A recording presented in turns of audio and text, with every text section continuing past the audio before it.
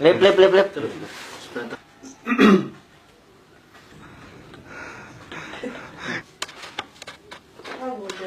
Kepalanya agak nunduk. Mundur. Nunduk dikit. Cilomen. Belum mulai kan? Membantu saudara.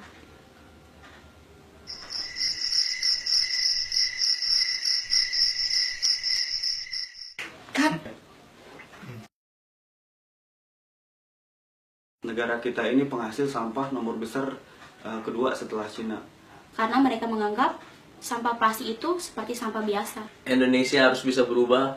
Jangan sering menggunakan plastik agar mengurangi pencemaran lingkungan. Cukup itu. Bungkus.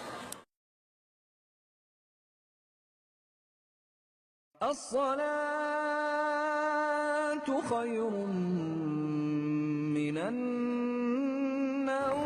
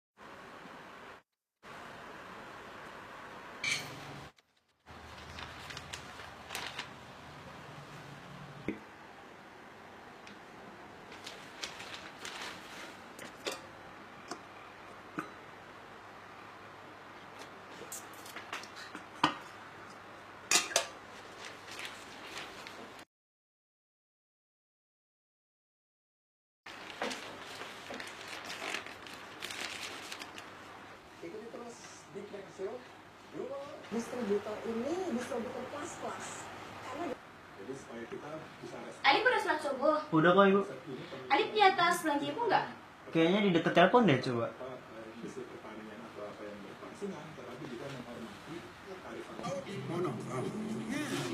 Mau melek-melek segar. Dua. Es kopi pertama di Indonesia. Tomat hangat, aduk. Kasih es dong. Seger. Musik kan? Ibu mau kemana kok pagi-pagi gini udah rapi sih? Ibu mau ke pasar nih beli sayuran. Oh, kok ngapain bawa kantong sih bu? Kan nanti dari sana dapat kantong sendiri. Adip belum tahu kalau ibu bawa kantong ini ke pasar. Belum tuh. Jadi gini Lip.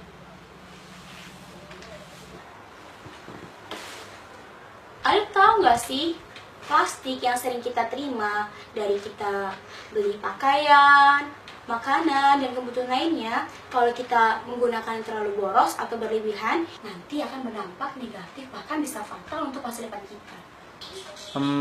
Fatal kenapa bu? Karena setiap sampah seperti sampah plastik atau styrofoam itu akan terurai hingga ratusan tahun mendatang, Lip.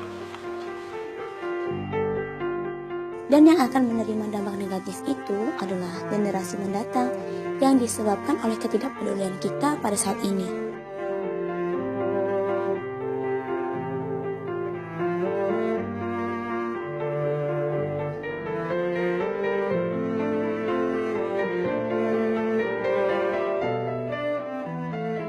Barang plastik atau styrofoam bukanlah sesuatu yang aneh lagi bagi masyarakat kota yang super sibuk ini.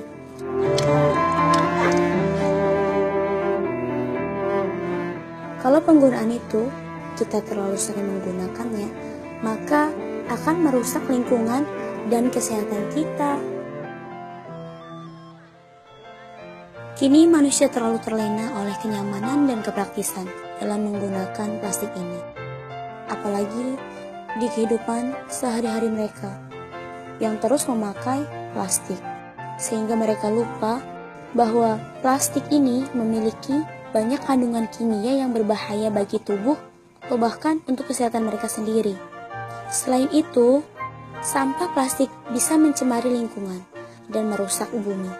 Karena plastik ini tidak mudah hancur, bahkan butuh ratusan tahun untuk bisa terurai oleh tanah. Ditambah lagi, budaya masyarakat modern sekarang sangat gemar menjadikan plastik ini sebagai wadah sekali pakai. ya untuk kebutuhan yang justru membuat tumpukan sampah semakin menggunung lebih tinggi. Kok bisa gitu sih? Coba Alif bayangkan, jika dalam satu hari kita berbelanja ke pasar dengan menggunakan satu kantong plastik, maka dalam 30 hari kita mendapatkan 30 kantong plastik.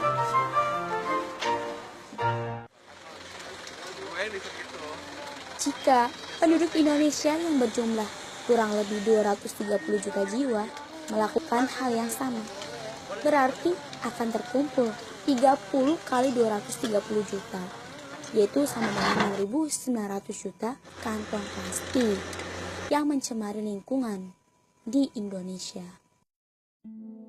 Lebih bahayanya lagi, yaitu sampah styrofoam yang biasa dipakai sebagai tempat makanan atau minuman yang sekali pakai atau siap saji. Padahal, styrofoam ini banyak sekali kandungan di dalamnya yang dapat membahayakan kesehatan kita, seperti kesehatan otak maupun sistem saraf manusia. Oleh karenanya, kita harus jeli saat memilih wadah makanan yang aman untuk kesehatan kita. Ih, mengerikan ya, Bu. Alif sama Ibu lagi ngebahas apa sih? Kok serius banget kayaknya? Ini loh ya, Alif penasaran sama Ibu. Kok Ibu bawa kantong belanjaan sendiri? Padahal kan dari sana dapat plastik. Oh itu, Lip. Coba duduk samping Ibu biar Ayah jelasin.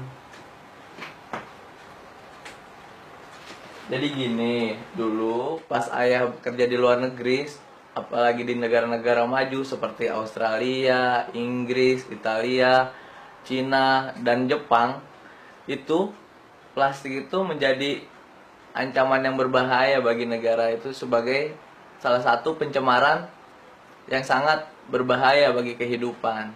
Tuh, ayahmu lebih tahu, Lip. Tapi tidak semua orang Indonesia itu cuek kan ya? Buktinya aja ayah dan ibu masih menerapkannya. Ya tidak lah, Nak. Buktinya masih banyak teman-teman Ayah yang peduli dengan daur ulang sampah, bahkan menjadi pengrajin sampah, seperti mengubahnya menjadi tas sekolah, wadah HP, dan masih banyak yang lainnya. Ya betul kata ayah, kita bisa mulai dari barang plastik bekas seperti ember plastik yang sudah pecah, atau wadah bekas cat dinding, wadah bekas air mineral. Kita bisa menggunakannya untuk dimanfaatkan untuk membuat pot bunga, seperti bunga hias ataupun bunga yang bisa kita tanami untuk di halaman rumah kita. Hal itu selain membuat halaman tampak hijau dan sejuk, udara di lingkungan sekitar pun menjadi semakin segar, karena pohon yang kita tanam merupakan sumber oksigen yang baik untuk kesehatan kita. Nah, dari sini kita bisa melihat bahwa sebenarnya ada banyak hal yang bisa kita lakukan untuk menyelamatkan bumi. Alhamdulillah ya Bu, sekarang Alif jadi lebih mengerti manfaat sampah dari penjelasan ayah dan ibu. Mulai hari ini Alif juga akan lebih peduli terhadap sampah. Amin. Ibu katanya mau ke pasar. Iya ya. Oh ya, Adit jangan lupa mandi ya. Iya Ibu. Ingat, sekolah jangan terlambat. Iya. Ibu pamit ya. Assalamualaikum. Waalaikumsalam.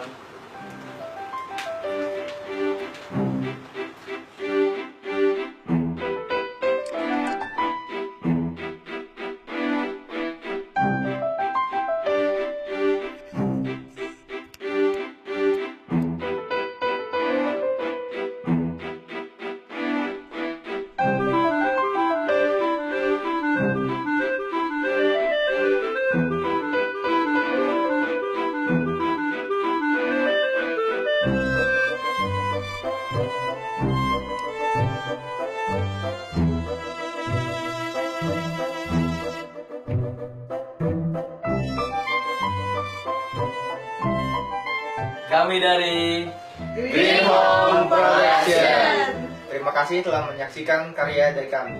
Jangan lupa buang sampah pada tempatnya. Dan kurangi sampah plastik menggunakan ini. Demi mengurangi pencemaran lingkungan. Wanna be broadcaster? Let's do it!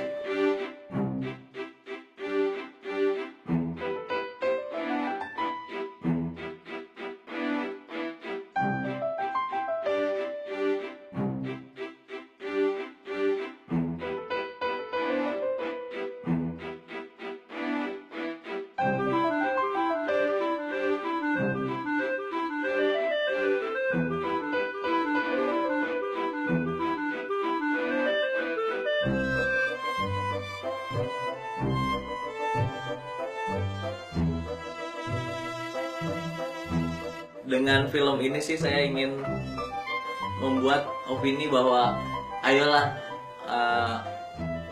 Indonesia harus bisa berubah.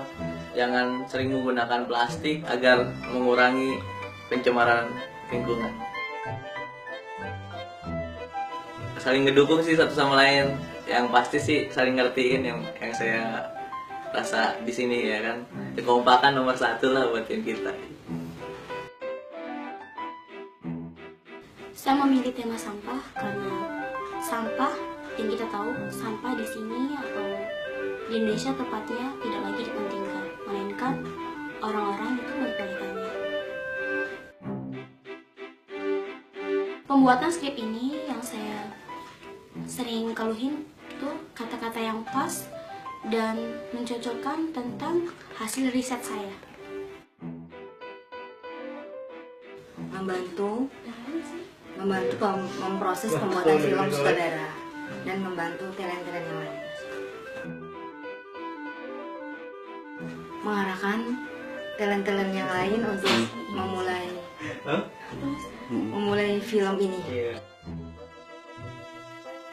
Beberapa bagian yang memungkinkan saya untuk menahan nafas beberapa detik ya untuk mencegah terjadinya shaking pada gambar tersebut. Jadi bagian itulah yang menurut saya paling membutuhkan kesabaran khusus dan teknik tersendiri. Yang kita ambil dari YouTube ya, untuk transisi film drama ini, ya mungkin di situ kesulitan saya untuk mencari gambar dalam bentuk sampah atau kegiatan masyarakat yang akan dimasukkan ke dalam video tersebut. Setting ruangan-ruangannya yang dipakai, misalnya seperti ada vas bunga gitu, kue-kue atau cemilan gitu deh. Terus yang ini nih, yang di belakang saya ini termaksud itu. Pakaian yang saya pilih untuk talent yaitu yang lebih keseharian aja, sederhana, tidak terlalu mencolok. Untuk Bang Kadafi itu sebelumnya sudah izin untuk tidak ikut syuting ini dikarenakan kesibukannya sebagai karyawan yang harus bekerja hingga mungkin larut. Jadi kita mengerti apa yang sedang dihadapi sama Pak Kadafi.